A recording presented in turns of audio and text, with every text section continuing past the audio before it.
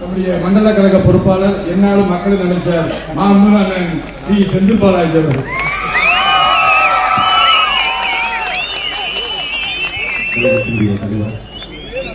தமிழ்நாட்டினுடைய முதலமைச்சர் மாண்புமிகு தளபதியுடைய ஆணைக்கிணங்க அனைத்து கட்சி கூட்டத்தில் எடுக்கப்பட்ட முடிவின்படி மதசார்பற்ற முற்போக்கு கூட்டணி கட்சிகளின் சார்பில் கோவை ஒருங்கிணைந்த மாவட்டத்தின் சார்பாக நடைபெறுகின்ற சிறப்பு வாய்ந்த இந்த எஸ்ஐஆருக்கு எதிரான மாபெரும் கண்டன ஆர்ப்பாட்டத்தில் கலந்து கொண்டு சிறப்புரையாற்றி இருக்கின்ற திரு ஈஸ்வரன் அவர்களே, திரு இரா அதியமான் அவர்களே, திரு ஆடிட்டர் அர்ஜுனராஜ் அவர்களே, திரு நா பெரியசாமி அவர்களே, திரு முகமது யூனிஸ் அவர்களே, திரு ஜக்கையன் அவர்களே, திரு ராமகிருஷ்ணன் அவர்களே, இந்த நிகழ்ச்சியிலே வரவேற்புரையாற்றி இருக்கக்கூடிய சகோதரர் துறை செந்தமிழ் செல்வன் அவர்களே, திரு தொண்டாமுத்தூர் ரவி அவர்களே, திரு தளபதி முருகேசன் அவர்களே, திரு பொங்கலூர் நா பழனிசாமி அவர்களே, திரு ராஜீவ் காந்தி அவர்களே, திரு கார்த்திக் அவர்களே, திரு கே என் நாகராஜன் அவர்களே, திரு கணபதி ராஜ்குமார் அவர்களே, திருமதி ரங்கநாயகி அவர்களே, திரு விஜயகுமார் அவர்களே, திரு ரங்கராஜன் அவர்களே, திரு சக்திவேல் அவர்களே, திரு கணபதி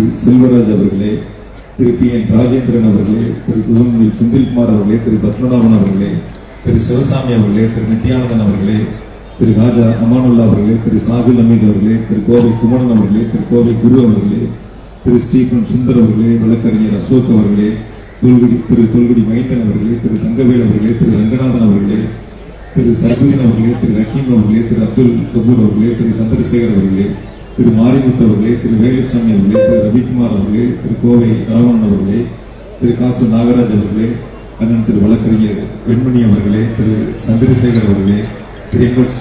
அப்பாஸ் அவர்களே, திரு கிதர் முகமது அவர்களே, திரு முகமது இசாக் அவர்களே, இறுதியிலே நன்றி உரையாற்றுகின்ற எம். சிவா உள்ளிட்ட இந்த நிகழ்விலே பங்கெடுத்திருக்கின்ற மேடையிலும் மேடைக்கு முன்பாகவும் மேடைக்கு பின்பாகவும் பெண்களில் பாதி கூட்ட மேடைக்கு பின்னாடி மேடைக்கு பின்பாகவும் இருக்கக்கூடிய அத்துணை கழகத்தினுடைய நிர்வாகிகளுக்கும் மதசார்பற்ற முற்போக்கு கூட்டணி கட்சியினுடைய தோழர்களுக்கும் அன்பு கலந்த வணக்கத்தையும் நன்றியும் அன்போடு தெரிவித்துக் கொண்டு, தமிழ்நாட்டில் தேர்தல் ஆணையத்தால் ஒன்றிய அரசால் முன்னெடுக்கப்பட்டிருக்கின்ற இந்த எஸ்ஐஆர் வாக்காளர் பட்டியலுடைய இந்த சிறப்பு திருத்தத்திற்கான எதிர்ப்பை பதிவு செய்யக்கூடிய வகையில் தமிழ்நாட்டினுடைய முதலமைச்சர் மாண்புமிகு தளபதியுடைய தலைமையில் அனைத்து கட்சி கூட்டத்தில் எடுக்கப்பட்ட முடிவின்படி மிக பிரமாண்டமாக தமிழ்நாடே வியந்து பார்க்கக்கூடிய அளவிற்கு டெல்லியில் இருக்கக்கூடிய தேர்தல் ஆணையத்தினுடைய காதுகளில் ஒழிக்கக்கூடிய அளவிற்கு இன்று கோவை மாவட்டத்தில் திரண்டிருக்கின்ற பல்லாயிரக்கணக்கான கழக நிர்வாகிகளுக்கும் தோழமை கட்சியினுடைய நிர்வாகிகளுக்கும் நன்றியை அன்போடு தெரிவித்துக் கொண்டு, இந்தியாவில் இருக்கக்கூடிய மாநிலங்களில் இந்த எஸ்ஐஆர் குறித்து முதலில் தன்னுடைய எதிர்ப்பை பதிவு செய்தவர் நம்முடைய முதலமைச்சர் மாண்புமிகு தளபதி அவர்கள். வாக்களிப்பது நம்முடைய உரிமை. அந்த உரிமையை ஒன்றிய பாஜக அரசு தேர்தல் ஆணையத்தின் மூலமாக பறிப்பதற்கான முயற்சியை முன்னெடுத்திருக்கின்றார்கள். ஒரு கட்டத்தில் ஐடி, இடி, அப்புறம் சிபிஐ இதெல்லாம் தமிழ்நாட்டிலே உள்ளே கொண்டு வந்து குறுக்கு வழியில் அடக்குமுறையை ஏவி ஆட்சியை பிடிக்க நினைத்த பாஜக அதில் தோல்வியை கண்டது. காரணம், இது திராவிட மண், முத்துவேல் கருணாநிதி ஸ்டாலின் ஆளக்கூடிய திராவிட மண். சரி, ஐடி, இடி, சிபிஐயால் முடியாததை வேறு எதை வைத்து சாதிக்கலாம் என்று நினைத்த பாஜக அரசு இப்பொழுது தேர்தல் ஆணையத்தை கையிலே எடுத்து பீகாரை போல தமிழ்நாட்டில் லட்சக்கணக்கான வாக்காளர்களை, உரிமையுள்ள வாக்காளர்களை நீக்குவதற்கான பணியை முன்னெடுத்திருக்கின்றார்கள். நம்முடைய முதலமைச்சர் மாண்புமிகு தளபதி அவர்களும் தோழமை கட்சியினுடைய தலைவர்களும் தொடர்ந்து வலியுறுத்துவது, இந்த தேர்தல் ஆணையம் ஏன் இந்த அவசர கோலத்தில் இப்படி இந்த முன்னெடுப்பை எடுத்திருக்கின்றார்கள். 30 நாட்களில் ஏறத்தாழ 7 கோடி வாக்காளர்களுக்கு படிவங்களை கொடுத்து அதை பூர்த்தி செய்து திரும்ப பெற்று அதை ஆன்லைனில் ஏற்றி இறுதி வரைவு வாக்காளர் பட்டியல் வரும் என்று சொன்னால் நிச்சயம் இது முடியாது என்பதை அனைவரும் தெரியும். தேர்தல் ஆணையத்திற்கும் இது தெரியும். தெரிந்தும் கூட இது போன்ற முன்னெடுப்பை தேர்தல் ஆணையம் எடுத்திருக்கின்றன. ஏறத்தாழ பீகாரில் 65 லட்சம் வாக்காளர்கள் நீக்கப்பட்டார்கள். சரி, தேர்தல் ஆணையம் சொல்லுகிறது, நீக்கப்பட்ட வாக்காளர்களை நீங்கள் மேல்முறையீடு செய்து உரிய ஆவணங்களை கொடுத்து சேர்த்துக் கொள்ளலாம் என்று சொன்னால், அந்த மேல்முறையீட்டின் மூலம் பீகாரில் மீண்டும் 3 லட்சம் வாக்காளர்களை நீக்கி இருக்கின்றார்கள். இப்படி 68 லட்சம் வாக்காளர்கள் நீக்கப்பட்ட பீகாரில் கூடுதலாக சேர்க்கப்பட்ட வாக்காளர்கள் 21 லட்சம் பேர். சரி, அந்த 68 லட்சம் வாக்காளர்களில் எவ்வளவு பேர் மீண்டும் சேர்க்கப்பட்டார்கள் என்று சொன்னால் 90% வாக்காளர்கள் மீண்டும் தேர்தல் ஆணையத்தால் வாக்காளர் பட்டியலில் சேர்க்கப்படாத ஒரு நிலை அங்கே உருவாகி இருக்கின்றன. அந்த நிலையை தமிழ்நாட்டில் உருவாக்குவதற்கு பிஜேபி அரசு தேர்தல் ஆணையத்தின் மூலமாக முன்னெடுத்திருக்கின்ற இந்த எஸ்ஐஆரை பொறுத்தவரை நம்முடைய முதலமைச்சர் மாண்புமிகு தளபதி அவர்கள் தொடர்ந்து எதிர்ப்பை தெரிவிப்பதோடு அதில் இருக்கக்கூடிய குளறுபடிகளை, அதில் ஏற்பட்டிருக்கக்கூடிய சிரமங்களை, அதனால் மக்கள் படுகின்ற இந்த இன்னல்களை எல்லாம் எடுத்துரைத்திருக்கின்றார்கள். பொதுவாக தேர்தல் ஆணையம் இதை காதிலே வாங்குவதில்லை.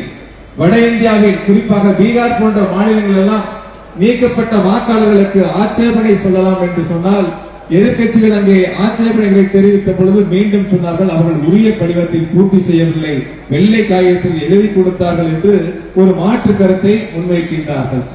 இப்படியாக எல்லா ஆவணங்களிலும் ஆதாரை இணைக்க வேண்டும் என்று சொல்லுகின்ற ஒன்றிய அரசு இந்த வாக்காளர் அடையாள அட்டையுடன் சேர்த்து வாக்காளர் பட்டியலோடு ஆதாரை இணைப்பதற்கு எதிர்ப்பை தெரிவிக்கின்றார்கள். நீதிமன்றத்திற்கு சென்று நீதிமன்றத்தினுடைய உச்ச நீதிமன்றத்தின் உத்தரவு மூலமாக ஆதாரையும் சேர்த்துக் கொள்ளலாம் என்ற உத்தரவுகளை பெறக்கூடிய நிலைக்கு இன்றைய ஒன்றிய பாஜக அரசு தமிழ்நாட்டு மக்களை தள்ளி இருக்கின்றன, இந்திய வாக்காளர்களை தள்ளி இருக்கின்றன. நாம் கவனமாக இருக்க வேண்டும். இங்கு பேசிய நம்முடைய தோழமை கட்சியினுடைய தலைவர்கள் எல்லாம் சொன்னதை போல நாம் கவனமாக இருக்க வேண்டும். வாக்கு என்பது நம்முடைய உரிமை. நம்மை யார் ஆள வேண்டும் என்பதை தீர்மானிப்பது நம்முடைய கடமை. ஆகையால் தமிழ்நாட்டை ஆளக்கூடிய மாண்புமிகு முதலமைச்சர் தளபதி அவர்கள் தமிழ்நாட்டு மக்களுக்கு வழங்கி இருக்கின்ற பல்வேறு சிறப்பு திட்டங்கள், நல்லாட்சிக்கு கிடைத்திருக்கின்ற இந்த சான்றிதழ் என்பது வரக்கூடிய 2026 சட்டமன்ற தேர்தலில் மீண்டும் வென்றுவிடக் கூடாது என்பதற்காக குறுக்கு வழியில் பாஜக இந்த முன்னெடுப்பை எடுத்திருக்கின்றன. அவர்களுக்கு அடிமையாக இருக்கக்கூடிய அதிமுக எனக்கு தெரிந்தவரை இந்தியாவில் பிஜேபியோடு எத்தனையோ தோழமை இயக்கங்கள் இருக்கின்றன. அவர்கள் எல்லாம் கூட இந்த எஸ்ஐஆரை பொறுத்தவரை அவர்கள் சொல்லுவது பல்வேறு திருத்தங்களை சொல்கின்றார்கள். இதையெல்லாம் இதிலே சரி செய்ய வேண்டும் என்று அவர்கள் தோழமை இயக்கத்திலே கூட்டணி அரசிலே இடம்பெற்றவர்கள் கூட அந்த கருத்துக்களை சொல்கின்றார்கள். ஆனால் கண்ணை மூடிக்கொண்டு இந்த எஸ்ஐஆரை அடிமை அதிமுக எடப்பாடி பழனிசாமி ஆதரிக்கிறார் என்று சொன்னால் இதை விட ஒரு கேடுகெட்ட நிலைமை தமிழ்நாட்டில் இனி எக்காலத்திலும் வராது. அடிமையாக இருந்து கொண்டு நாட்டை அடமானம் வைத்ததை போல இன்று தமிழ்நாட்டு மக்களுடைய வாக்குரிமையை பறிக்கின்ற பாஜக அரசிற்கு துணை போகின்ற அதிமுகவிற்கு இதுதான் இறுதி தேர்தலாக இருக்கும். அது கோவையிலும் இறுதி தேர்தலாக இருக்கும் என்பதை நாம் இந்த தேர்தலை உணர்த்திட வேண்டும். அதில் நாம் செய்ய வேண்டிய முதல் கடமை நம்முடைய வாக்குரிமையை வாக்காளர் பட்டியலில் நிலைநிறுத்திட வேண்டும். ஒரே ஒரு கருத்தை சொல்லி நிறைவு செய்கின்றேன். தேர்தல் ஆணையம் சொல்லுவது நாங்கள் முதலில் வாக்காளர் பட்டியலே 2002, 2005 வாக்களித்தவர்களை வாக்காளர் பட்டியலை சேர்த்து வரைவு வாக்காளர் பட்டியலை வெளியிடுகின்றோம்.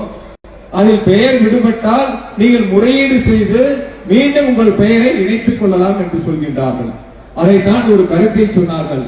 நாங்கள் எந்தவித விசாரணையும் இல்லாமல் உங்களுக்கு தண்டனையை கொடுத்து விடுகின்றோம் கீழமை நீதிமன்றங்களில். நீங்கள் விருப்பப்பட்டால் மேல் நீதிமன்றத்தில் வழக்கு தாக்கல் செய்து உங்கள் உரிமையை கேட்டு பெறலாம் என்ற நிலையை தேர்தல் ஆணையம் உருவாக்கி இருக்கின்றன. அந்த தேர்தல் ஆணையத்தை இயக்குவது ஒன்றிய பிஜேபி அரசு.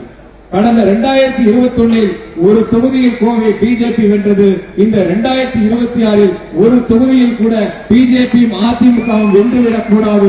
10 தொகுதிகளும் நம்முடைய முதலமைச்சர் மாண்புமிகு தளபதி தலைமையிலான மதசார்பற்ற முற்போக்கு கூட்டணி வென்றிட வேண்டும்.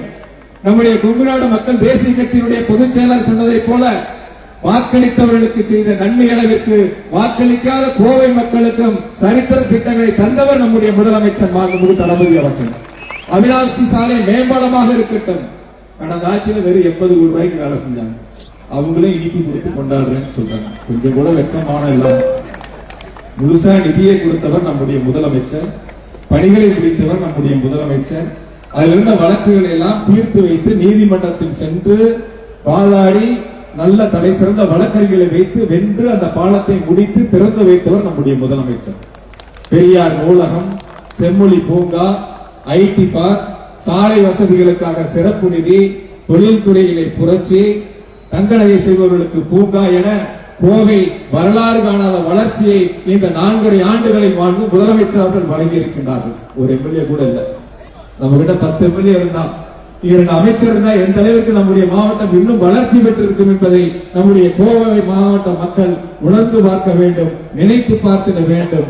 அந்த வகையில் வரக்கூடிய 2026 சட்டமன்ற தேர்தலில் கோவையில் 10 தொகுதிகளும் மதசார்பற்ற முற்போக்கு கூட்டணி வெற்றி பெற்றது என்ற சரித்திர சாதனையை உருவாக்கிட வேண்டும் என்று அனைவரிடத்திலும் அன்போடு கேட்டுக்கொண்டு, இந்த எஸ்ஐஆரை பொறுத்தவரை நம்முடைய முதலமைச்சர் மாண்புமிகு தளபதியுடைய வழிகாட்டுதலோடு, தோழமை இயக்க தலைவருடைய வழிகாட்டுதலோடு இந்த எஸ்ஐஆரை ஒன்றிய அரசு செய்கின்ற இந்த முயற்சியை முறியடிப்போம், உரிய வாக்குரிமையை நிலைநாட்டுவோம், அதற்கு அனைவரும் ஒன்றுபட்டு செயல்படுவோம் என்று இந்த ஆர்ப்பாட்டத்தின் மூலமாக அனைவரிடத்திலும் அன்பான வேண்டுகோளை உங்களிடத்தில் பணிவன்போடு வைத்து இப்பொழுது எழுப்புகின்ற கோஷங்களை அனைவரும் திரும்பச் சொல்லுமாறு அன்போடு கேட்டுக்கொள்கின்றேன்.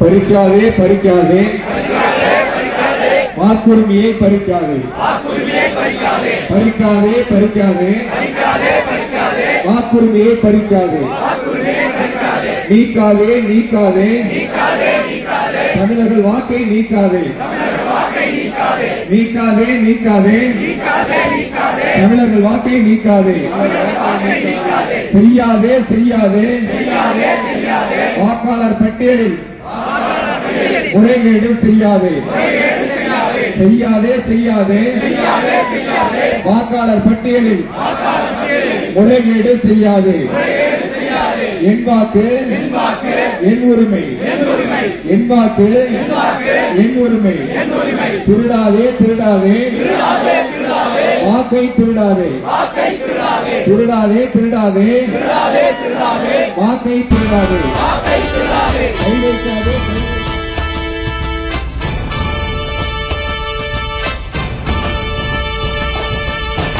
உடன்பிறப்பே கழக உடன்பிறப்பே,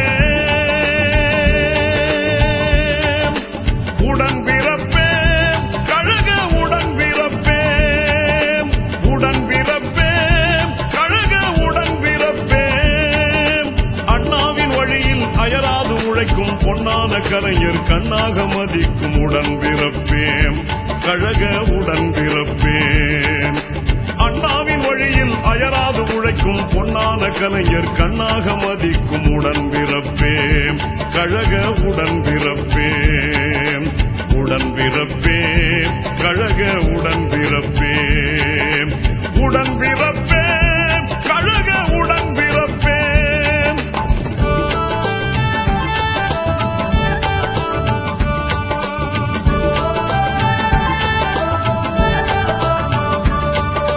தமிழை காக்க தண்டவாளம் தன்னில் தலை வைத்து படுத்த தலைவர் வழியில் தளராது நடக்கும் உடன்பிறப்பேன், தமிழரின் வாழ்வை தரணியில் உயர்த்த தினந்தோறும் உழைக்கும் தன்மான தலைவன் தடம் பார்த்து நடக்கும் உடன்பிறப்பேன்,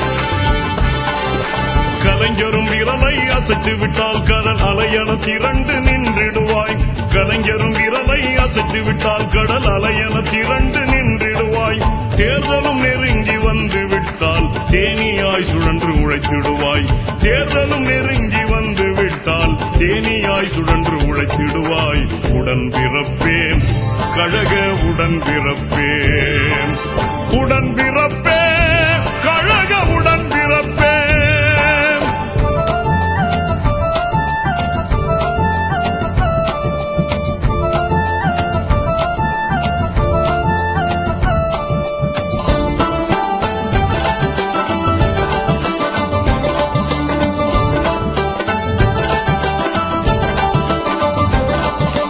அதர்மத்தை வீழ்த்த அறவழி தன்னில் போராட்டம் நடத்தும் பார்வோற்றும் கலைஞர் புகழாரம் பாடும் உடன்பிறப்பேன், துன்பங்கள் கோடி துயரங்கள் கோடி உனை தேடி வரினும் உறவாக நின்று வழி மாறி செல்லா உடன்பிறப்பேன், கடலில் ஆடும் கப்பல்களை கலங்கரை விளக்கம் கரை சேர்க்கும்.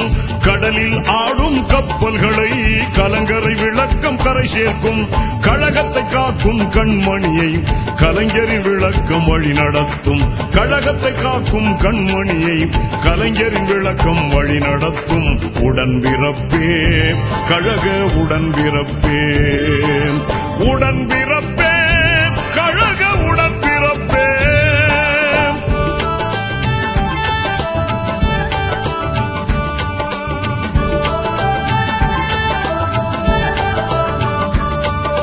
தேர்தல் களத்திலே பங்கு பெறும் கழகம் வெற்றிதனை ஈட்ட கலைஞரின் இதயம் நம்புவது உனைதான் உடன்பிறப்பே. பசியினை துறந்து தூக்கத்தை மறந்து வியர்வையில் குளித்து வெற்றி முத்து எடுக்க கோடோடி உழைக்கும் உடன்பிறப்பே. புலியன வீரம் உன்னிடத்தில் உண்டென கலைஞர் சொல்லுகிறார். புலியன வீரம் உன்னிடத்தில் உண்டென கலைஞர் சொல்லுகிறார். புயலென வேகம் கொண்ட உந்தன்